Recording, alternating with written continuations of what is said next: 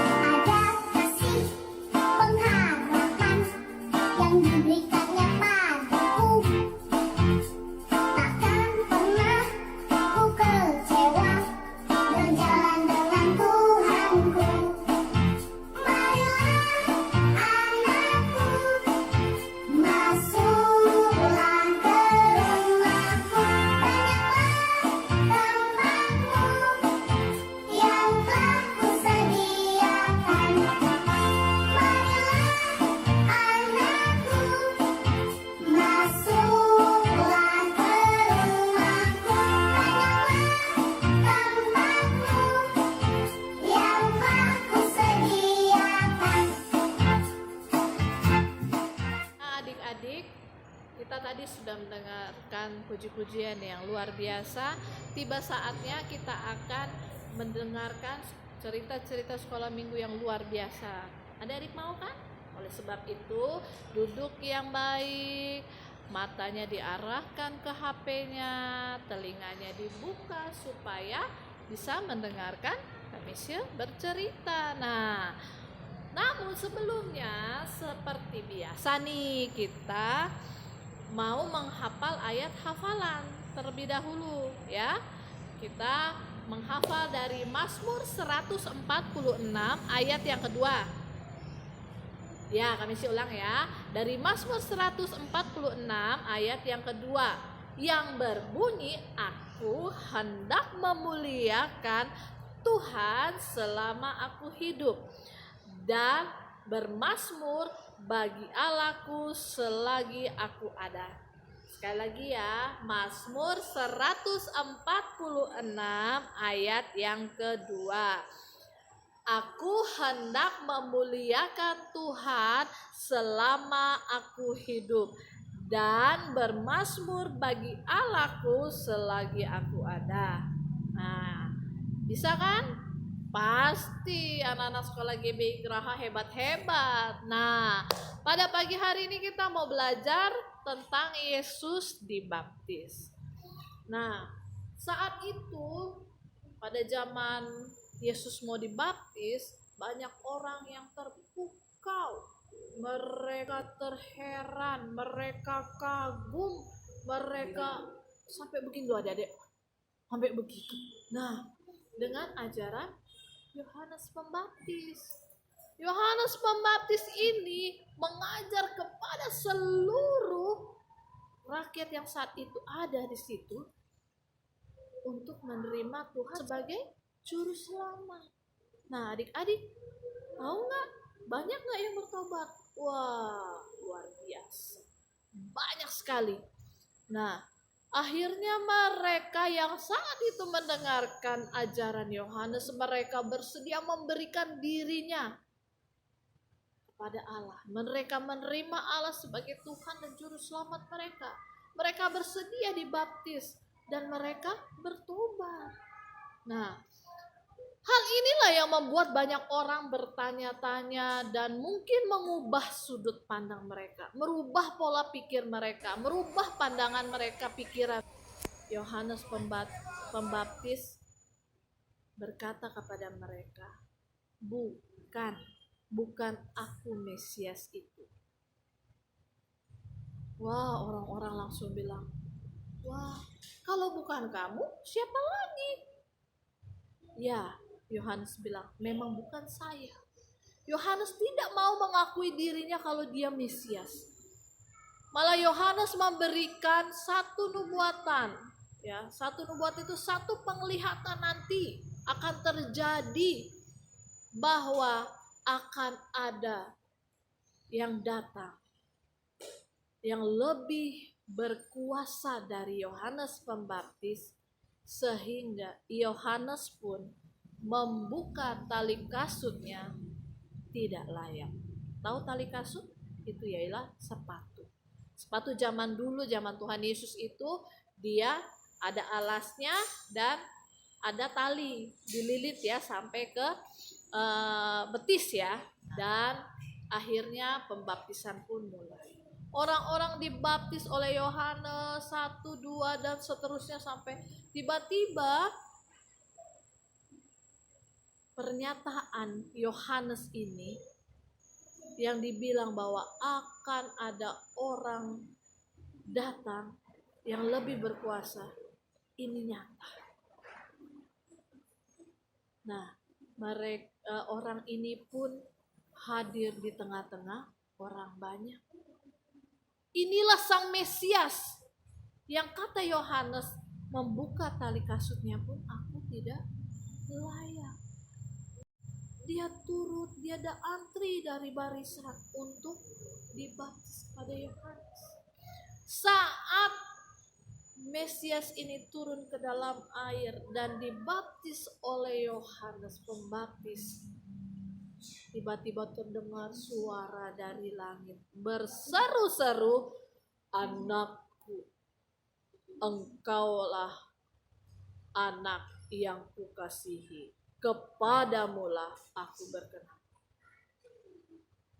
Semua air, suara siapa ini? Suara siapa ini? Wah, kok gak ada orangnya tapi ada suara. Inilah suara Allah.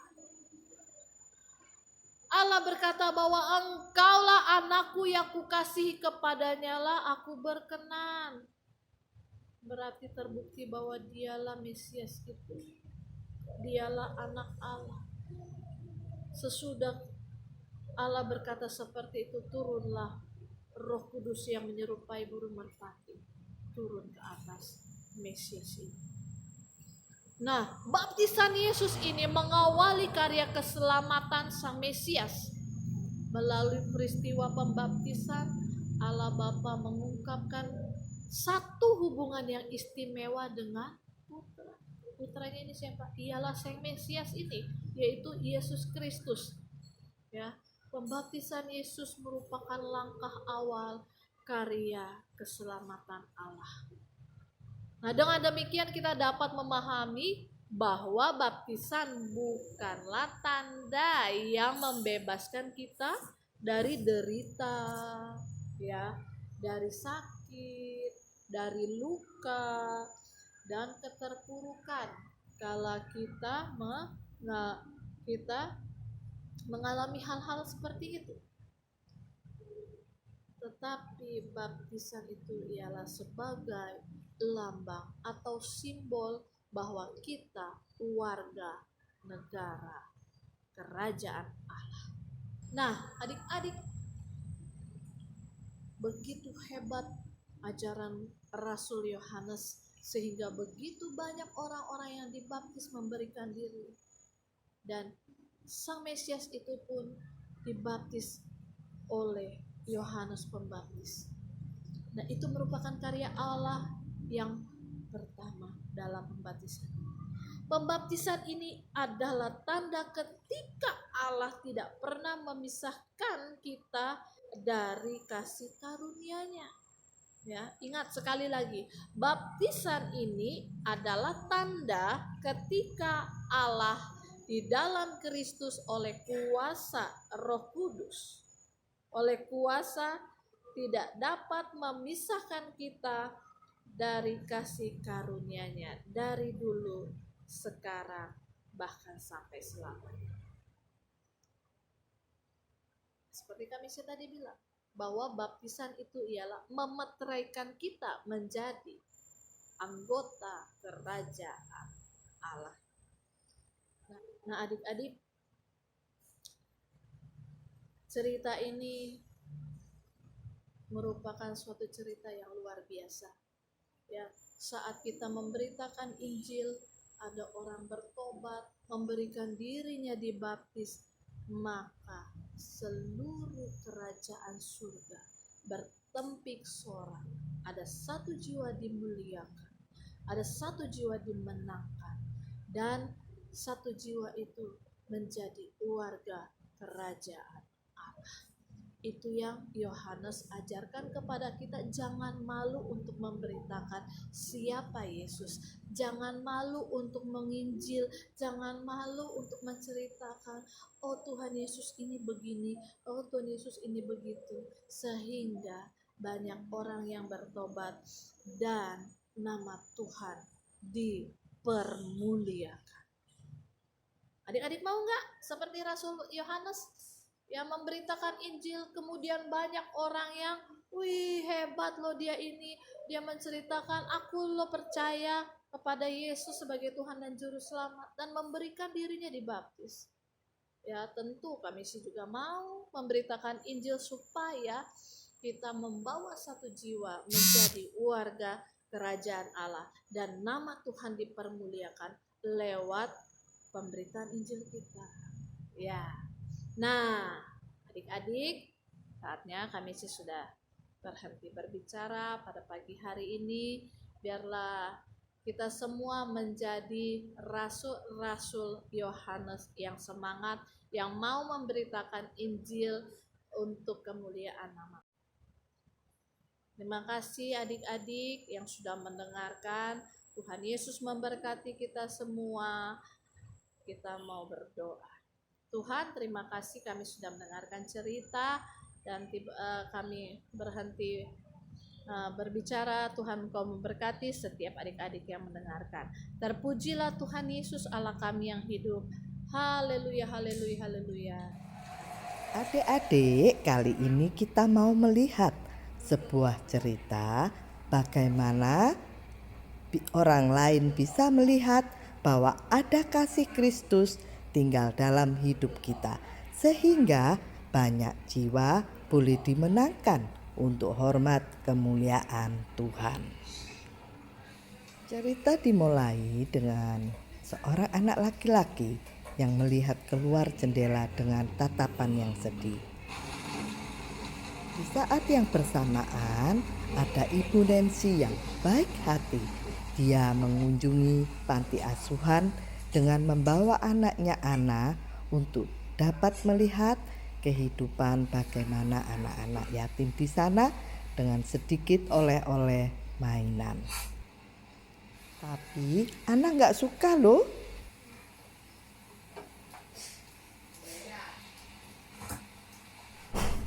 Dan anak laki-laki yang memandang keluar jendela, dilihatnya ada payung kuning. Hatinya sangat gembira.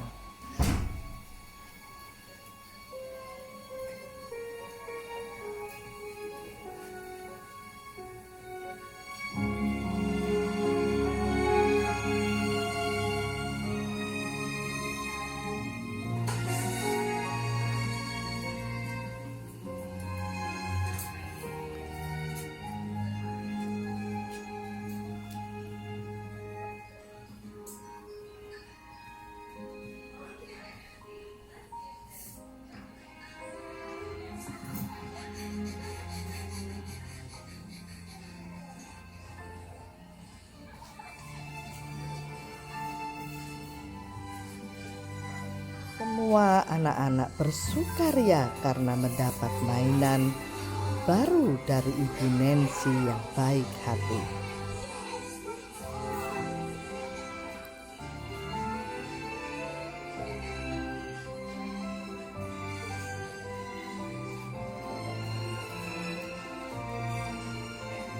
Dan Ana melihat payungnya nggak ada. Terus diikutilah titik-titik bekas air hujan.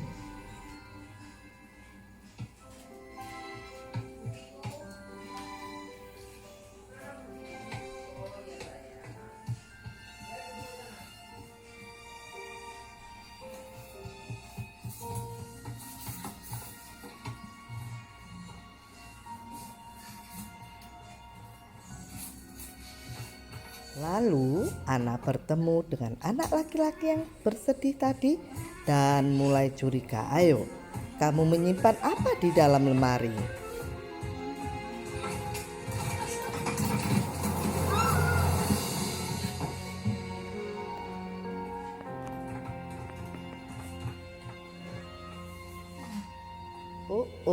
Ternyata anak laki-laki tadi tertarik dan menyimpan payung kuning milik Ibu Nancy.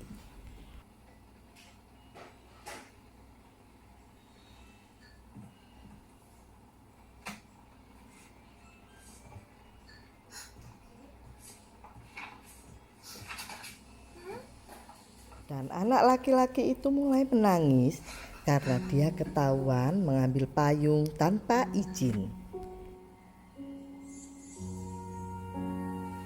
Dalam ingatan anak laki-laki itu, dia masih mengingat bahwa payung kuning selalu digunakan ayahnya untuk membawa dia keluar dari negaranya dalam pengungsian ataupun dalam pelarian untuk memperbaiki hidup.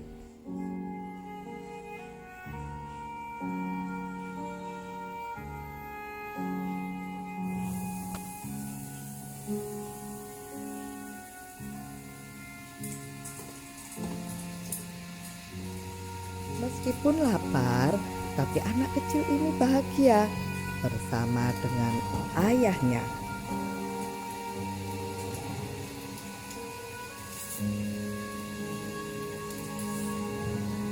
Sebelum ditinggal oleh ayahnya di yatim piatu, anak ini masih diberi satu ciuman perpisahan. Dan dengan pesan suatu saat ayah akan kembali.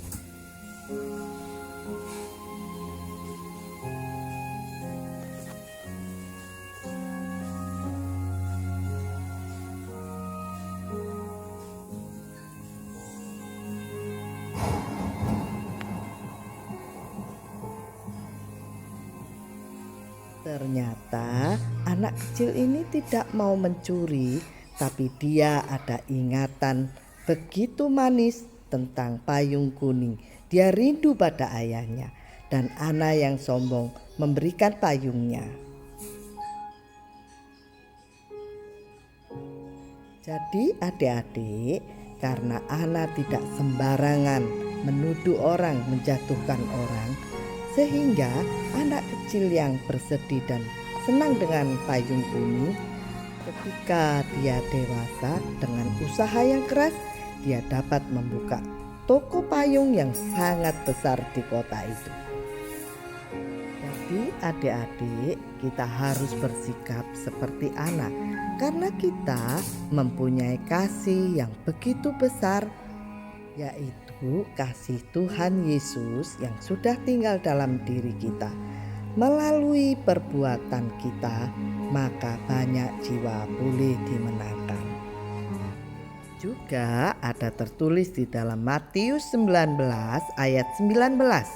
Hormatilah ayahmu dan ibumu, dan kasihilah sesamamu manusia seperti dirimu sendiri. Adik-adik, kita sudah mendengarkan cerita bagaimana Tuhan Yesus dibaptis. Nah, adik-adik, oleh sebab itu, apa yang tadi kakak cerita, biarlah adik-adik mengerti semuanya ya. Nah, tiba saatnya kita akan mengakhiri sekolah minggu di rumah saja dan kita akan berdoa. Harapan kami semuanya tetap sehat, ingat protokol kesehatan, tetap pakai masker, rajin cuci tangan dan menjaga jarak.